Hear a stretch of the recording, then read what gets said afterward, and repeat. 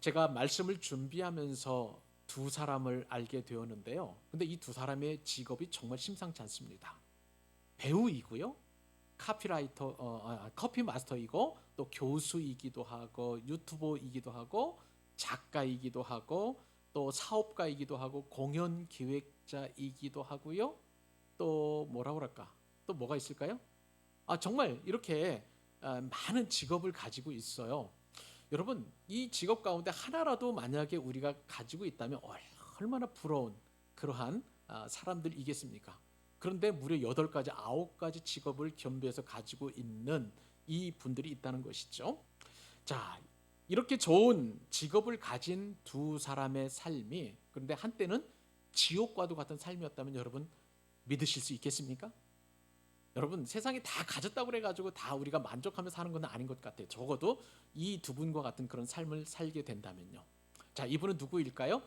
여자 배우 김정화라는 그런 배우인데요. 지금은 사모님이십니다. 그리고 또 한 분은 싱어송라이터이자 CCM 가수인 유은성 전도사님입니다. 이 두 분이 정말 이제 이렇게 많은 직업을 가지고 있는데 정말 이분들의 삶이 너무나 곤고하고 너무나 피곤한 그런 삶을 살게 되었다는 것이죠. 두 사람이 만난 계기가 있었습니다. 지난 2012년 2월 달에 MBC 뮤직에서 어떤 프로그램을 했냐면 그 여자 작사, 그 남자 작곡이라는 그런 어떤 리얼리티 프로그램을 통해서 세상에 알려지게 되었는데요. 이 두 사람을 이어준 그런 어떤 한 사람이 있습니다. 저 우간다라는 나라에 있는 아그네스라는 그러한 이제 소녀였는데요. 여자 배우 이 김정화 사모님이 우간다에 가서 자원봉사 활동을 갔다가 이 아그네스를 만나게 되었어요. 근데 이 아그네스가 너무나 사정이 딱했습니다. 아버지 어머니가 에이즈로 인해서 죽게 되었고요. 또 이 아그네스도 에이즈라는 그 질병에 걸려서 사경을 헤매고 있었던 그런 상황이에요. 자원봉사 가서 그 아그네스를 만나게 되었고 너무나 불쌍하니까 한국에 돌아와서도 계속 이 아그네스를 보살피고 또 관심을 갖고 있고 그러다가 또 이 아그네스를 입양 딸로 그렇게 삼게 되었습니다. 자, 그래서 이 김정화 사모님이 이 아그네스를 만나고 아그네스와 교제한 내용들을 책으로 만들었죠. 그래서 2012년에 안녕 아그네스라는 제목으로 책을 출판을 하게 되었습니다. 근데 이 내용이 너무 좋았던 거예요. 그래가지고 이것을 이제 한 그 뭐라 그럴까요? 리얼리티 프로그램에 이 한 사람을 위한 그런 어떤 작사와 작곡을 하는 그 프로그램을 리얼리티로 만들어서 이제 만들었는데요. 그때 그 프로그램이 바로 안녕 아그네스였던 것이죠. 이 안녕 아그네스라는 그 프로그램을 위해서 이제 이훈성 전도사님이 김정화 사모님의 모든 이야기를 듣고 정말 멋진 곡을 그렇게 작사 작곡을 해서 세상에 발표하고 또 TV에 방영도 하게 되었습니다. 자, 여러분 여기까지 이제 이 두 사람이 굉장히 행복한 삶을 살았다라고 우리가 생각해 볼 수 있는 것이죠. 그런데요, 무려 10년이 지난 후인 지난 2023년에 엄청난 일이 이 부부 가운데 이루어지게 되었습니다. 아그네스로 말미암아서 또 그리고 서로 간의 사랑을 또 확인한 상태에서 결혼하고 그리고 두 아들까지 낳고 이제 10년이 지난 2023년도에 이 가정에 엄청난 위기가 닥치게 되었는데 윤성 전도사님이 뇌에 종양이 있었다는 것을 발견하게 되었습니다. 근데 이 뇌종이 얼마나 심각하냐면 수술을 하게 되면 90% 확률로 장애가 될 확률이 있다는 거예요.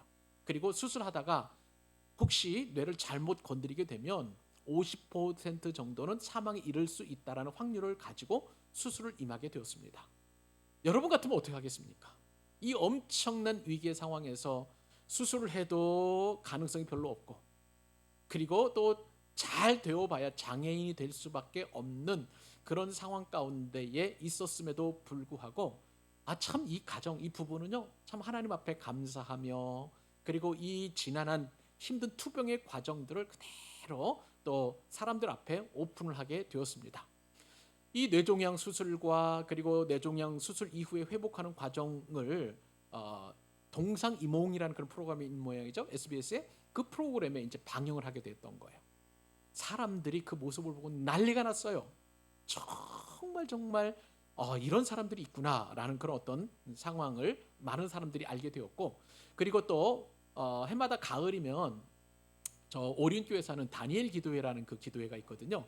그 기도회에서 간증을 하게 되어서 사람들이 정말 많이 이 부부의 그런 어려운 상황들을 알게 되었습니다. 여러분, 이렇게 어렵고 힘든 상황 속에서 낙심하지 않고 좌절하지 않고 하나님 앞에 은혜를 구하게 되었는데, 놀랍게도 하나님께서 그 기도와 간구에 응답을 하셔서 윤성 전도사님이 이제 회복이 되고, 그리고 지금도 왕성하게 활동하고 있는 것입니다. 사람들이 동상이몽을 보고 여러 댓글을 올리게 되었어요. 야, 공중파에서 은혜 받기는 처음이네, 이런 어떤 댓글도 올리게 되었고요.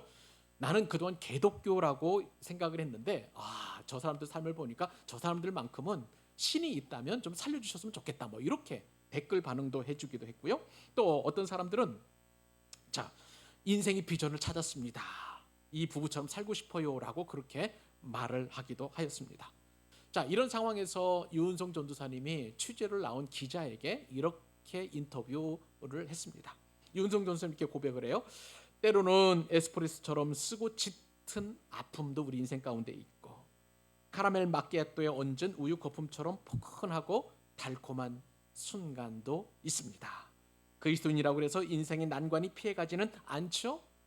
예수님을 믿는 사람이라면 하나님의 도우심을 기다리는 마음으로 어떻게 극복해야 가는지 진솔하게 보여줄 수 있어서 더 감사했습니다.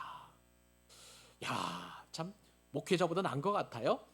이렇게 간증을, 또 그 다음에 자신의 어떤 신앙의 고백을 또 신문에 이렇게 표출하면서 많은 사람들에게 선한 영향력을 미치고 또 은혜를 끼친 이 윤성 전도사님이었습니다.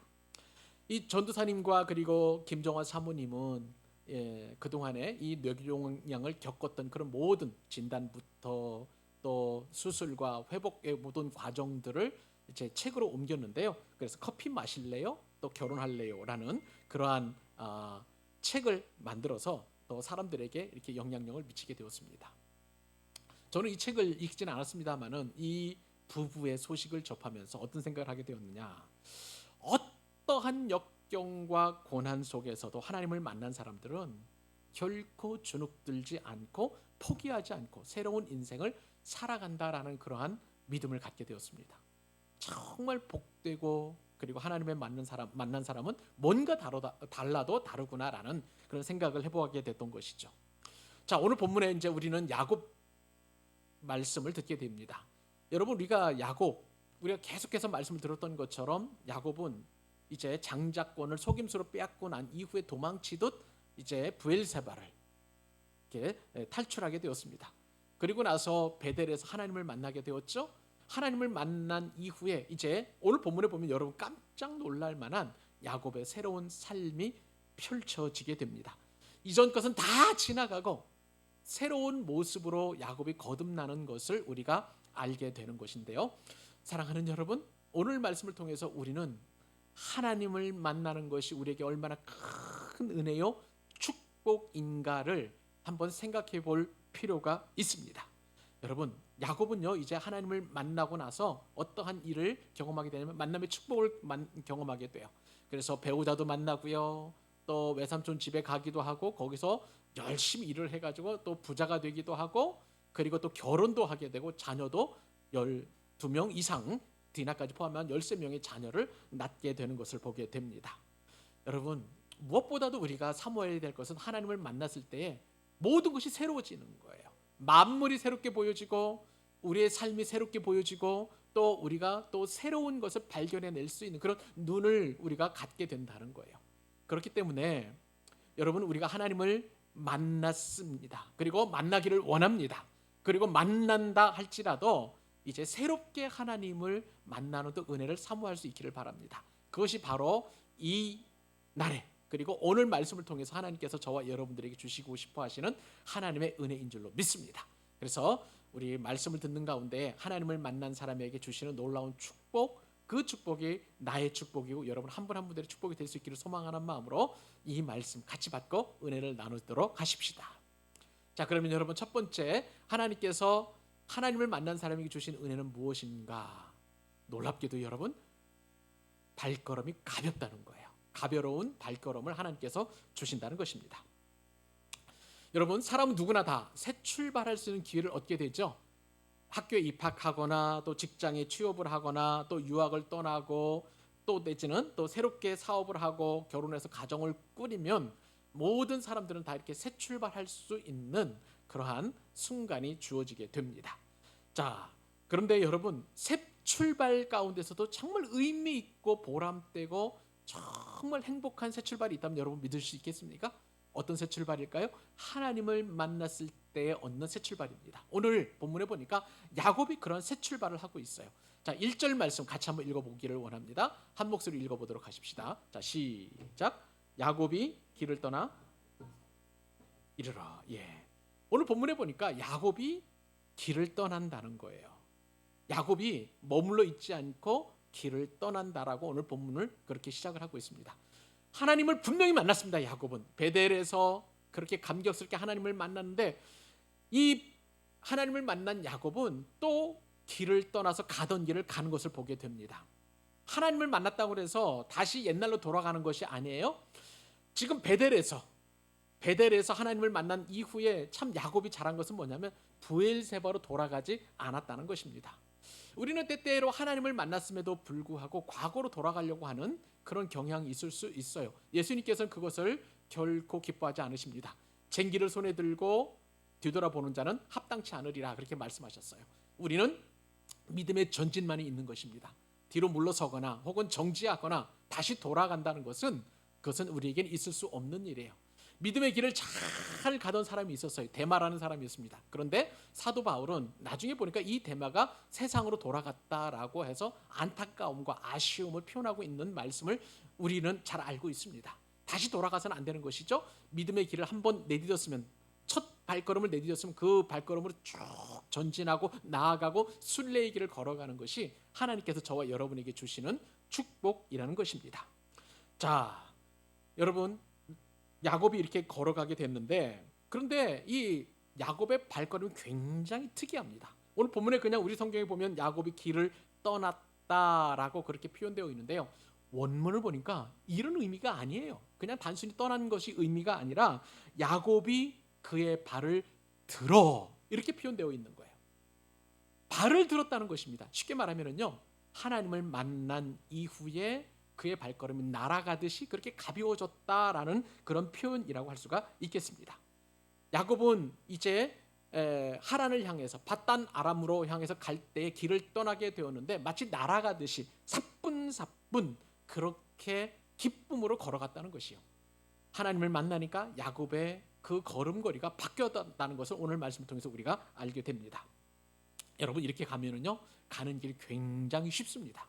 오늘 본문에 보니까 이 야곱이 발을 들어서 날아가듯이 그렇게 순례의 길을 걸어가게 되었는데 그 길이 보통 길이 아니었습니다.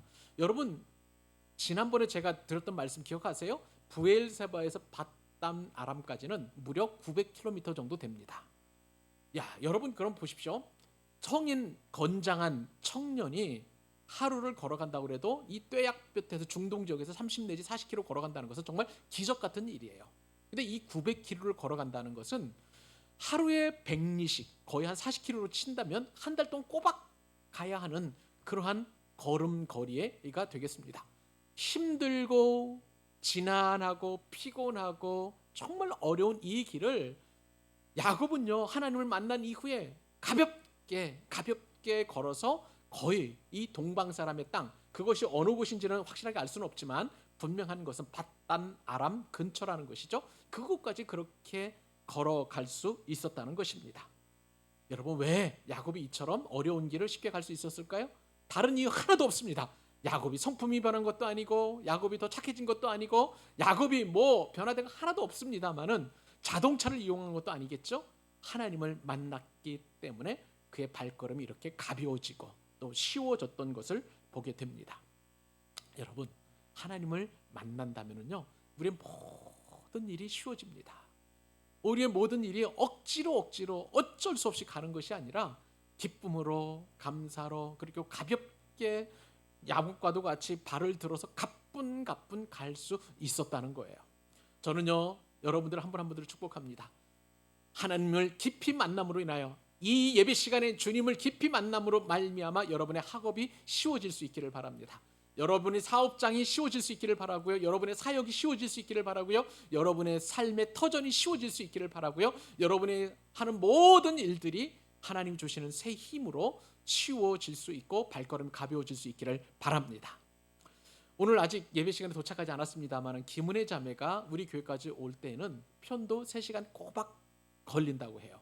지난 시간에 이제 새 가족 모임을 하면서 제가 물어보게 되었어요.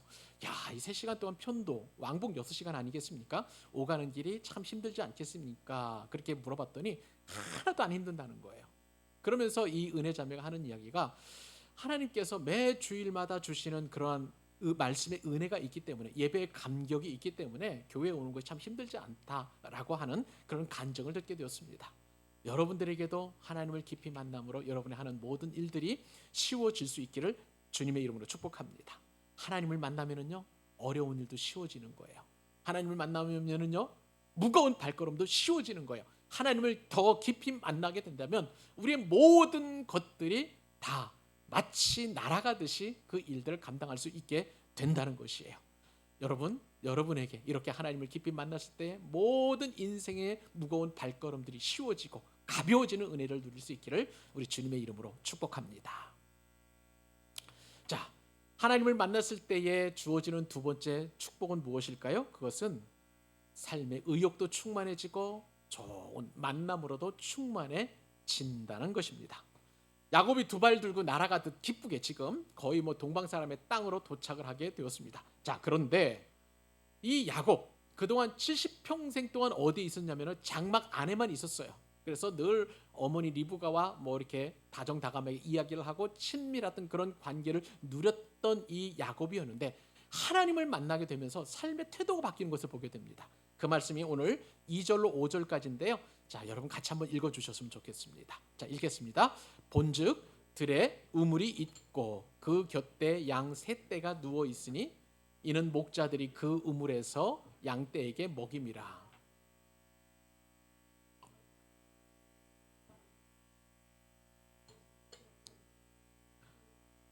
물을 먹이고는 우물 아귀 그 자리에 다시 그 돌을 덮더라. 야곱이 그들에게 이르되 내 형제여 어디서 왔느냐? 그들이 이르되 하란에서 왔노라. 야곱이 그들에게 이르되 너희가 나홀의 손자 라반을 아느냐? 그들이 이르되 아노라. 자, 여러분, 야곱은 지금 동방 사람의 땅에 어떻게든지 간에 도착을 하게 되었습니다. 그런데 그 동방 사람의 땅에 도착을 하자 발견하게 된 거예요. 무엇을 발견하게 됐냐면 우물을 발견하게 되었고요. 그 우물 곁에 있는 목자들을 또한 발견하게 되었던 것입니다. 고대 군동은요, 이 우물이 굉장히 중요한 그런 재산이었습니다. 재산 목록 1호라 할지라도 1호라고 해도 과언이 아닐 정도로 그렇게 굉장히 중요한 그런 재산이었던 것이죠.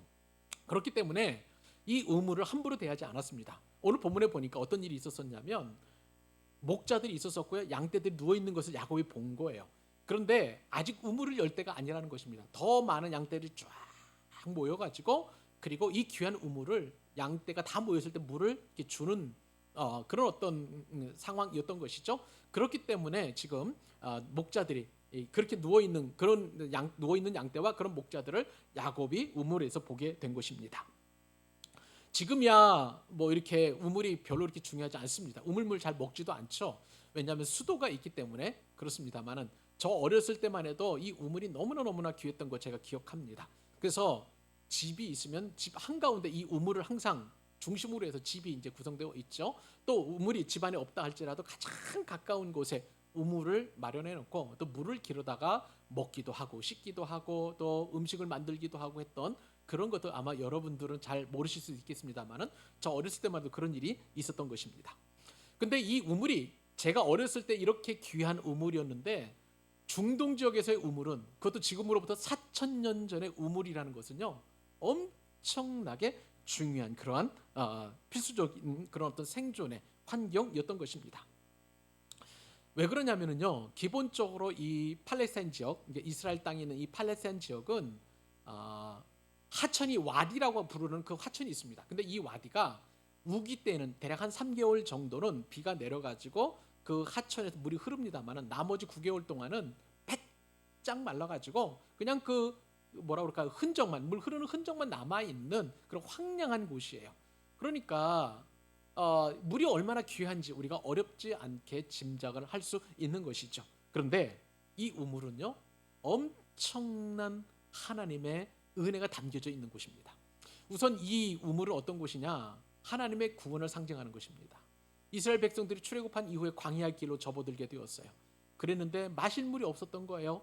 여러분, 사람에게 있어서 음식은 먹지 않아도 며칠을 버틸 수 있지만 마실 물이 없어서 2, 3일 정도만 그렇게 물을 마시지 못한다면 사람들은 반드시 죽고 말 거예요. 모든 생물도 마찬가지입니다. 그러다 보니까 이스라엘 백성들이 원망하고 불평하고 우리가 죽일 곳이 없어 이 광야로 우리를 인도했느냐 막 하면서 모세를 원망하고 그렇습니다. 그때 하나님께서 모세로 하여금 반석에게 명해서 그 반석에 물을 터뜨려서 이스라엘 백성들에게 물을 마시게 한 것이죠. 그것은요 우물은 구원을 상징하는 것입니다. 사람을 살리는 거예요. 또 이 우물은 어떤 의미가 있느냐? 하나님의 뜻이 이루어진 곳입니다. 자, 여러분 창세기 24장 여러분 기억하시지요? 아브라함이 이제 아브라함의 늙은 종 엘리에셀 충성된 종에게 부탁을 합니다. 자, 너는 내 고향 땅에 가가지고 이제 내 아들 이삭의 신부감을 마련해 오라. 그래서 이제 이 엘리에셀이 여러 가지 뭐 이렇게 혼수품도 싣고 해가지고 낙타 10마리에다가 싣고 이제 길을 떠났습니다. 그리고 나홀이생 근처에 갔었을 때 우물에 있었었는데 도착하자마자 이 엘리에셀이 하나님 앞에 기도하죠. 하나님, 제가 이 우물에 들어갔는데 들어가서 자 어떤 여인이 만약에 물을 나에게 주고 또 낙타에게 준다면 내 주인 아들에게 하나님께서 허락해 주신 신부감으로 믿겠습니다 하고 딱 예수님의 이름으로 기도합니다. 뭐 그렇게 기도하지는 않았겠죠? 그렇게 기도하자마자 눈을 딱 떴을 때에 실제로 리브가가 있는 것을 보게 되었고 리브가에게 물을 청했더니 자신도 주고 또 그 다음에 10마리의 낙타에게 그 엄청난 물을 다 길어다 주는 것을 보고 하나님의 뜻이 이루어졌다라고 확신을 하게 되었던 것이죠. 이처럼 우물은 하나님의 뜻이 이루어지는 곳이에요. 또 이 우물은 어떤 곳이 있느냐? 우리가 창세기 26장인가요? 거기서 보면 이삭이 우물 팠을 때 그 은혜를 여러분 잘 기억할 거예요. 이삭이 가는 곳마다 그랄 땅에서 우물을 팝니다. 그런데 그랄 목자들이 와가지고 그 우물을 자꾸 메우는 거예요. 메우면 또 가서 또 우물을 파고 또 파면 또 메우고 여러 번 하다가 드디어 이 그랄 목자들이 메우지 않을 때가 있었던 것이죠. 그때 하나님께서 그 우물을 통해서 복을 주시고 이삭이 많은 번성과 번영의 복을 받았던 것 우리가 말씀을 통해서 깨닫게 되었습니다. 여러분 이 우물이 이렇게 구약에만 의미가 있는 것은 아니죠. 요한복음 4장에 보면 이 우물은 바로 예수님을 만나는 인격적인 예수님을 만나는 장소라는 것을 우리가 알게 됩니다. 예수님께서는요 그날 하필이면 사마리아 수가성을 들리게 되는데 유대에서 지금 갈릴리 땅으로 그렇게 내려가시는 그런 길이었습니다. 원래 직선거리로 가면 굳이 사마리아 성을 들릴 필요가 없는데 예수님께서는 그날 하필이면 굳이 이 수가성을 들려서 이 갈릴리로 가셨는데 왜냐하면 그곳에 만날 사람이 있었기 때문에 그래요. 누구일까요? 정말 인생에서 가장 불행한 사람. 남편이 5이나 있었었는데 그 5 남편과도 이혼한 거예요. 그리고 나서 마지막 동거남하고 살고 있는 사람들이 손가락질하고 욕하고 그리고 저 여자 뭐 간음하는 여인이다라고 숱하게 그렇게 조롱을 받던 그런 여인이 수가성에 살고 있었던 것이죠. 이 여인은요 사람들로부터 손가락질 당하지 않기 위해서 그리고 자신의 인생이 너무 부끄러워서 많은 사람들을 피해서 그렇게 정오에 물을 길러 나옵니다. 보통 사람들은 이른 새벽이나 아니면 저녁 늦게 해질 때에 너무나 정오의 빛이 뜨겁기 때문에 그때 물을 길러 나오는데 하필이면 야곱의 우물에 바로 이 수가성 여인이 그때 정오에 맞춰서 물을 길러 나온 거예요. 그 시간에 누가 그 우물에 계셨냐면 예수님께서 그 우물을 방문하신 것입니다. 이 수가성 여인을 신방하시고 예수님께서 자신이 영원한 샘물 되심을 이렇게 말씀하셨습니다. 요한복음 4장 13절 14절이죠. 이 물을 마시는 자마다 다시 목마르려니와 내가 주는 물을 마시는 자는 영원히 목마르지 아니하리니 내가 주는 물은 그 속에서 영생하도록 솟아나는 샘물이 되리라. 영원하신 샘물, 영원히 목마르지 않게 하시는 그 예수님을 만나게 하시는 엄청난 은혜가 이 야곱의 우물, 수가성 여인이 만났던 이 우물의 이름이 바로 야곱의 우물인데 그 우물에서 예수님을 만난다는 것이죠. 사랑하는 여러분, 영원한 샘물은 바로 우리 예수님이십니다. 예수님을 만나는 것이 얼마나 큰 은혜인지, 야곱이 우물에서 하나님을 만났다면 이 수가성 여인은 이 우물에서 영원한 생물이시고 영원한 우물이신 예수님을 만나고 목마르지 않고 자신의 인생의 갈증을 해결하고 바로 그 예수님을 만난 이후에 동네에게 들어가서 내가 메시아를 만났다, 내가 예수님을 만났다라고 그렇게 전도하는 여인이 되었다는 것입니다. 자, 여러분도 이제 예수님을 만났는데 오늘 야곱도 하나님을 만났습니다. 그런데 오늘 본문에 보니까 야곱은 우물에서 목자들을 만나서 묻습니다. 어떤 질문하냐면 당신들은 어디서 왔습니까? 라고 그렇게 물었습니다. 자, 이 장면에서 우리는 변화된 야곱의 모습을 보게 됩니다. 어떻게 변했을까요? 야곱은요, 지금 우물가에 있는 그 목자들에게 말을 먼저 붙이는 거예요. 야곱의 성격상 야곱은 좀 소극적인 사람이었던 것 같습니다. 그래서 늘 집안에서 소극적으로 생활하고 또 그리고 수동적으로 삶을 살아가는 그런 삶을 살다가 이 하나님을 만나고 나니까 이제 적극적으로 변화되는 그런 야곱의 모습을 보게 되는 거예요. 우물가에 있는 그 목자에게 스스로 찾아가서 당신들은 어디서 왔습니까? 라고 그렇게 묻는 것이죠. 여러분, 하나님을 만나면 이처럼 삶이 적극적으로 변화되는 줄 믿으시기 바랍니다. 내가 소극적이 되었고 내가 정말 소심하고 그렇다면 하나님을 만나면 이런 어떤 인격적인 부분이나 삶의 태도가 바뀌어진다는 것이에요. 내가 먼저 기쁨을 찾고 내가 먼저 마음에 충만해지니까 내가 무언가를 하고 싶은 그런 의욕으로 가득 찬 그런 야곱의 어떤 생기발랄함이라고 할까요? 그런 어떤 생동감을 오늘 말씀을 통해서 우리가 느끼게 되는 것입니다. 우울감을 갖고 또 살고 싶지 않은 그런 마음, 그리고 무기력한 그러한 어떤 삶의 태도도 이제는 다 사라지게 된다는 거예요. 아무리 광야 같은 세상이라 할지라도 하나님을 만나게 되면 그 광야가 오히려 복이 된다는 사실을 깨닫게 되는 것입니다. 사고방식이 바뀌게 됩니다. 가치관이 변화가 되고요, 미래에 대한 희망으로 가득 차는 것이 바로 하나님을 만났을 때 우리가 경험할 수 있는 놀라운 은혜이고 축복이라는 거예요. 우리도 여러분 한 번쯤은 그런 어떤 경험들 다 하셨을 거예요. 야곱도 지금 그렇게 삶의 태도가 바뀌어 있는 것을 보게 됩니다. 그런데요, 여기서 또 다른 역사가 일어나죠. 당신들은 어디서 왔습니까? 라고 물었으니 목자들이 대답하기를 우리는 하란에서 왔습니다 라고 이렇게 대답을 하는 거예요. 여러분, 하란에서 왔다는 거예요. 지금 야곱의 목적지가 어디입니까? 하란, 밧단 아람이에요. 그곳에 왔다고 그랬는데 야곱은 깜짝 놀란 것이죠. 눈이 크게 뜨여지고 그리고 또 귀는 더 열렸습니다. 그래서 내친김에 물었습니다. 자, 하란에서 오셨다면 그 하란 땅에 살고 있는 라반을 아십니까? 라고 이렇게 묻는 거예요. 그러니까 이 목자들이 잘 압니다 라고 그렇게 대답을 합니다. 여러분, 이 이야기를 딱 듣고 나가지고 야곱이 어떤 생각을 했었을까요? 하나님께서 야곱에게 주신 축복의 말씀을 기억했을 것입니다. 여러분, 지난 시간에 우리가 들었던 말씀 기억하시나요? 하나님께서 야곱이 서원을 하게 됐던 것이죠. 이렇게 해주시면 하나님 내가 11조도 드리고 또 이곳에 내가 성전을 세우겠습니다. 성전 기둥을 세우겠습니다. 그거 여러분 서원했던 기억하시죠? 그때 어떤 그 조건이 있었냐면 하나님께서 나와 끝까지 동행해 주신다면.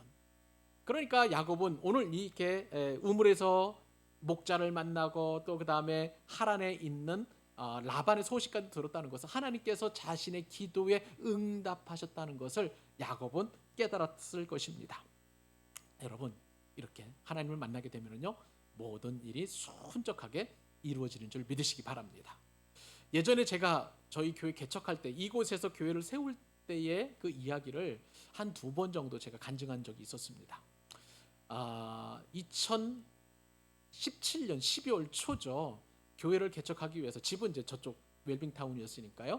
여기서 이쪽 방교역으로부터 해가지고 쭉 해서 모든 건물마다 이제 부동산에 들어갔습니다. 교회를 이제 얻으려고 하는데 월세를 얻으려고 하는데 교회 좀 줄 수 있습니까? 라고 하는데 이 건물마다 공실이 다 있었거든요 그때. 그런데 안 된다는 거예요. 그래서 저 밑에 경기도 후문까지 갔다가 다시 돌아서 이렇게 올라오면서 또 한 건물마다 부동산에게 부탁을 했습니다.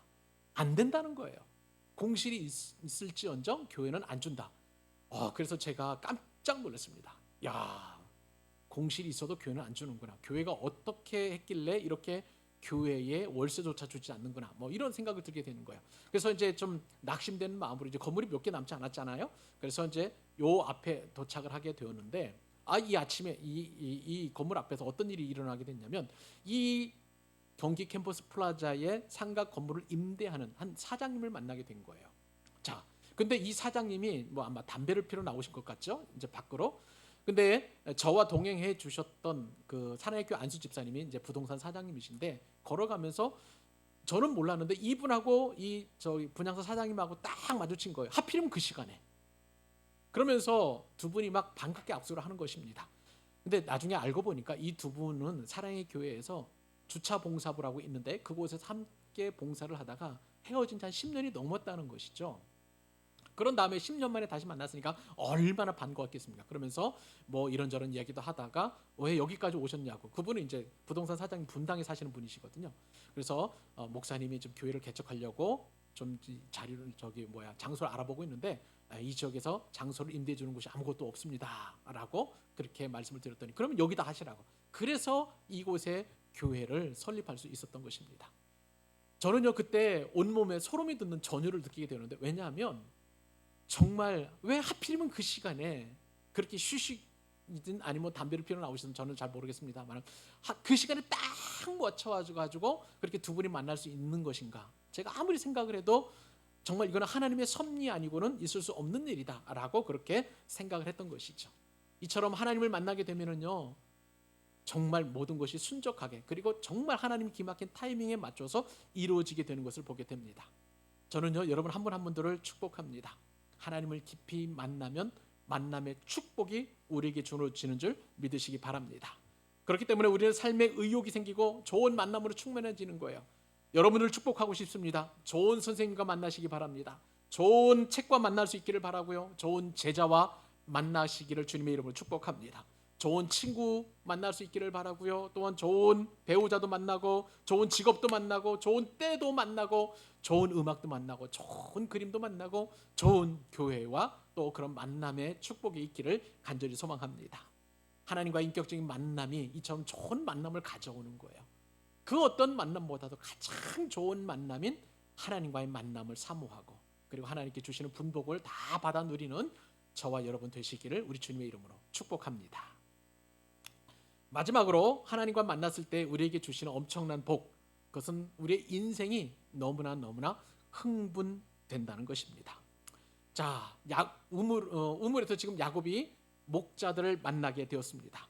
자, 그런데요 여기서 야곱은 아주 좋은 소식을 듣게 되면서 그의 인생이 막 가슴이 뛰는 흥분으로 가득 차게 되는 것을 보게 됩니다. 자, 6절, 7절, 8절 한 번 더 읽어주시기 바랍니다. 자, 읽겠습니다. 야곱이 그들에게 이르되 그가 평안하냐? 이르되 평안하니라. 그의 딸 라헬이 지금 양을 몰고 오느니라. 야곱이 이르되 해가 아직 높은즉 가축 모일 때가 아니니 양에게 물을 먹이고 가서 풀을 뜯게 하라.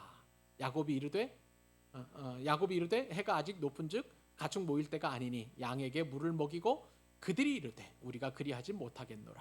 때가 다 모이고 목자들이 우물 아귀 위에서 돌을 옮겨야 우리가 양에게 물을 먹이느니라. 우물가에서 만난 목자들은요 야곱이 묻지도 않았는데 좋은 소식을 야곱에게 전해줍니다. 누구냐면 그렇게 찾던 라반의 딸 라헬이 지금 양떼들을 몰고 이곳으로 물을 먹이러 오고 있느니라 라고 그렇게 이야기하고 있는 것이죠. 여러분 이 라헬이 누구입니까? 나중에 라반의 이 딸인데 이 라헬은 야곱의 아내가 되는 야곱이 너무나 사랑하는 그러한 배우자가 되는 자매입니다. 근데 이 라헬이 양떼를 몰고 우물가를 찾는 때가 언제냐면 해가 아주 높은 때라는 거예요. 해가 높은 때라는 거예요. 여러분 해가 높은 때에 보통 때 그 해가 높은 때에는 잘 양떼에게 물을 주는 때가 아닙니다. 선선한 저녁이나 또 이른 아침에 물을 먹이고 또 그러는 것인데 그런데 지금 라헬이 양떼를 몰고 오는 거예요. 아직 양떼에게 물을 먹일 때가 아닌데도 말인 것이죠. 자, 이것을 보게 되면 어떤 우리가 또 하나님의 주관과 또 섭리를 알게 되냐면, 하나님께서 라헬의 마음을 감동시키셔서 아직 양떼기 물을 먹일 시간이 아님에도 불구하고 우물가로 당도하게 하시려는 하나님의 만남의 섭리, 하나님의 주권을 우리가 이 말씀을 통해서 깨닫게 되는 거예요. 하필이면 그 시간에 야곱이 우물가에 도착하게 됐고요. 하필이면 그 시간에 양떼기 물을 줄 시간도 아닌데 라헬이 양떼기 물을 주기 위해서 우물가로 찾아오게 되는 것을 보게 됩니다. 자, 그 말을 들은 야곱의 심정이 어땠을까요? 야곱은요, 흥분을 가득 찼을 것입니다. 그토록 내가 찾아가는 라반, 그리고 라반의 식구, 라반의 딸이 지금 양떼기 물을 먹이러 이곳에 온다? 그것을 기대하고 기다리는 야곱의 심정이 여러분 느껴지시는지 모르겠습니다. 자, 이렇게 가슴 뛰는 상황이 이제 준비되고 있고 또 진행되고 있는데, 이 상황에서 야곱이 아주 놀라운 일을 진행하게 됩니다. 하나님께서 눈을 열어주셔서 이제 주변을 살펴보게 되는 것인데요. 여러분, 여기서 우리는 정말 하나님의 만남이 얼마나 큰 축복인지 그 은혜를 누리게 됩니다. 여러분, 야곱은 어떤 사람이냐면요, 원래 하나님을 만나기 전까지 자신의 문제에만 집중해서 있었던 사람이에요. 어떻게 하면 형 에서로부터 내가 도망해서 잘 살아날 수 있을지, 지금 저기 한 번도 가보지 않은 그 밧단 아람의 외삼촌 집으로 가야 되는데 길도 모르고 한 번도 가보지도 않아서 경험도 없고 하는, 그리고 중간에 어떤 위험이 있을지도 모르고 있는 그런 어떤 불안 상황에서 하나님을 딱 만났더니, 이렇게 자신의 문제에만 집중해 있던 야곱이 이제는 주변을 살펴보게 되는 거예요. 어떤 얘기를 하냐면, 목자들에게 그냥 이 시간까지 기다리면서 다른 양떼가 올 때까지 기다리지 말고 그냥 물을 돌을 열어서 아구를 열어가지고 양떼들에게 물을 주고 차라리 해가 있을 때 풀을 더 뜯기는 것이 더 낫지 않겠느냐라고 그렇게 이야기하고 있는 것을 보게 됩니다. 야곱에게는요, 보인 것이에요. 무엇이 보였을까요? 그 양떼를 지키는 목자들, 다른 양떼가 올 때까지 기다리는 그 목자들의 어떤 그 비효율적인 것을 보게 되었던 것이죠. 만약 목자들이 정말로 양떼에게 물을 주고자 하는 그런 의지가 있었다면 우물 아구가 이제 무거운 돌로 이렇게 막아놨을 것이죠. 그럼 그 아구를 드러내고 그냥 양떼에게 물을 주었을 거예요. 그런데 다른 양떼가 올 때까지 기다리고 있었다는 것은 그 양떼를 지키는 목자들의 그 관습, 그것이 얼마나 찌들어 있고 그 삶을 변화시키는 것을 원치 않았다는 것을 알게 됩니다. 여러분, 하나님을 만난 사람은요, 마음의 여유가 생겨요. 그렇기 때문에 실제적으로 남들이 보지 못했던 것을 보게 되는 것입니다. 하나님을 만나지 못한 사람들은, 양떼들은요, 그 삶을 변화시키기를 참 싫어해요. 내가 이렇게 해서 살아왔는데 그러면 그 삶을 변화시키는 것에 대해 굉장히 싫어합니다. 왜냐하면 그동안 내가 내 인생의 주인이었는데, 내가 이렇게 살아와서 내가 성공했든지 아니면 이렇게 살아왔는 것에 내가 편안함을 느끼고 익숙해졌는데 계속 그렇게 사는 것에 대한 어떤 그것을 그냥 이어갈 뿐이지 거기에 대한 변화를 주는 것에 대해 좋아하지 않는 거예요. 목자들이 그런 삶을 살았는데요, 하나님을 만난 야곱은 그렇지 않았다는 거예요. 사실 여러분, 이 목양에 대해서 누가 더 전문가입니까? 목자들입니까? 아니면 그냥 야곱입니까? 팥죽만 쓰던 야곱 입장에서 보면 사실 이 목축에 관련된 전혀 전문적인 지식은 없었던 사람이에요. 그럼에도 불구하고 이렇게 눈이 열려져서 새롭게 일을 진행해 가는 것을 볼 때 하나님을 만난 사람에게는 얼마나 큰 또 삶의 새로운 영역이 눈이 띄어지는 것인가를 우리가 알게 되는 것이죠. 자, 여러분, 하나님을 만나게 되면은요, 남들이 보지 못하는 것 보게 될 줄로 믿습니다.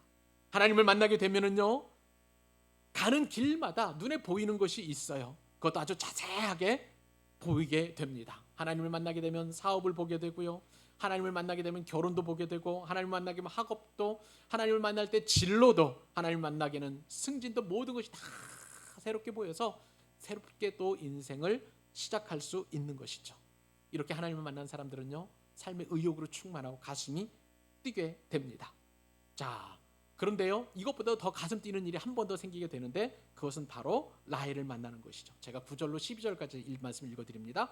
야곱이 그들과 말하는 동안에 라헬이 그의 아버지의 양과 함께 오니 그가 그의 양들을 치고 있었기 때문이더라. 야곱이 그의 외삼촌 라반의 딸 라헬과 그의 외삼촌의 양을 보고 나아가 우물 아귀에서 돌을 옮기고 외삼촌 라반의 양떼에게 물을 먹이고 그가 라헬에게 입맞추고 소리내어 울며 그에게 자기가 그의 아버지의 생질이요 리브가의 아들됨을 말하였더니 라헬이 달려가서 그의 아버지에게 알림해. 여러분, 여기서 야곱이 정말 흥분한 그런 삶을 살아가는 거 여러분 보이시나요? 여러분, 무거운 목자 몇이 옮겨야 될 이 우물 아구에 있는 물을 딱 도로 옮겼습니다. 그리고 나서 라헬이 데리고 온 양떼, 왜냐하면 그 양떼는 외삼촌 라반의 양떼이기 때문에 그런 것이죠. 그리고 물을 다 떠가지고 일일이 양떼에게 다 먹이고요. 그런 다음에 라헬에게 가서 입을 맞춥니다. 여러분, 입 맞춘다는 것은 사실 친척끼리의 그 반가운 인사의 표현인데요. 자기 소개도 하지 않고 먼저 입을 맞췄어요, 라헬에게. 그러니 입 맞춤을 당한 라헬은 얼마나 소스라치게 놀랐을까요? 그러면서 그 뒤에 이제 자기 소개를 합니다. 나는 너의 아버지 라반의 조카다라고 그렇게 이야기를 하고요. 그 생지를 만났다는 것을 라헬이 달려가서 이제 양떼를 두고 달려가서 라반에게 소식을 알렸다는 것이 오늘 본문의 끝이라는 것을 알게 됩니다. 여러분, 이러한 야곱의 삶을 보면서, 특별히 하나님을 만난 야곱의 모습을 보면서 아무리 가진 것이 없고 야곱의 인생을 우리가 보면 얼마나 절망이었습니까? 얼마나 폐허 그 자체였습니까? 그럼에도 불구하고 하나님을 만나니 이렇게 새 출발하고 새 힘을 얻고 또 새 일을 행하고 새롭게 보고 또 그렇게 살아가는 야곱의 모습을 보게 됩니다. 여러분, 다른 게 없어요. 하나님을 만나야 가능합니다. 하나님을 만났을 때 우리는 인생의 흥분을 경험하고 하나님을 만났을 때 우리의 인생의 새롭게 방향이 열려지게 되는 것을 보게 되고 하나님을 만났을 때 좋은 만남을 우리가 얻게 되고 하나님을 만났을 때 남들이 보지 못했던 것을 보게 되는 축복과 은혜를 우리가 누리게 된다는 거예요. 오늘 이 말씀이 여러분들이 하나님을 만나주시는 귀한 은혜가 될 수 있기를 바랍니다. 이 말씀 듣고요, 우리 내일부터의 삶이, 아니 오늘 이후의 모든 삶이 새로워지게 되고 또 새 힘을 얻고 그리고 모든 것이 또한 새로워져서 하나님께서 주시는 은혜 안에서 저와 여러분들이 이번 한 주간도 넉넉히 사랑하며 승리하며 그리고 우리의 삶이 아무리 어렵고 힘들다 할지라도 그 상황이 변하지 않는다 할지라도 그 하나님과 동행하는 기쁨을 누릴 수 있기를 우리 주님의 이름으로 축복합니다.